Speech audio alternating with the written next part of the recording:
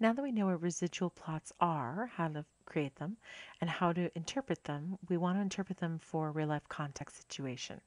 So we have here for U.S. colleges and universities, students take the standard entrance exam, ACT or SAT, and then the following computer output shows the relationship between the percentage participating in the SATs for each state and the median math SAT scores for those states. Math SAT scores are out of a possible 800. We've seen this data and problem before. Actually, statistics output, we don't actually see the data. And remember, there's that typo for fall 15 of 1.23.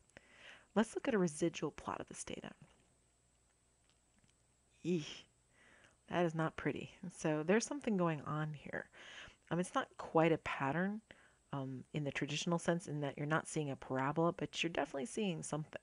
Like, for example, the right-hand side's kind of a horn shape, and the left-hand side's also kind of a, well, weird mishmash horn shape kind of a thing.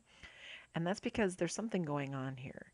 The right-hand side are states where the SAT is required, generally. That's why you have such high numbers and high percentages of students taking them.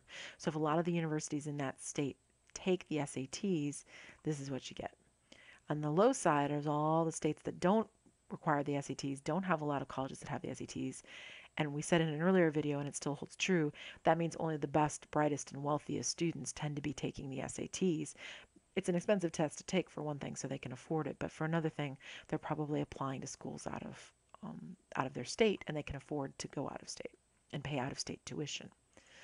So is a linear model appropriate for this data? And the answer is quite frankly, no.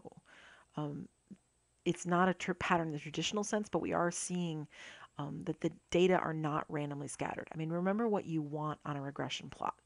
You want on a residual plot. You want a residual plot to look like the points are evenly scattered and random all over. And you do not have that. The points are not evenly scattered and random. There we have it. A linear regression model does not appear to be appropriate as the residual plot points are not randomly scattered all over, which is what you want, believe it or not, in a residual plot. You want it to look like somebody vomited the points all over the place, right? Instead, it appears to be clustered into two clumps. There's the left-hand side where a few students in the state would be taking the SATs, and the right-hand side, which forms kind of a horn shape of its own, which is not good either. So it appears these data really should have been separated into placed into two groups and separately analyzed. And a linear regression of all of them, of all the data points, is inappropriate. Or, yeah, inappropriate. There we go. We're done with that example. That's all I had to do in this video. And then I'll see you back here for the last video on the last computer program problem.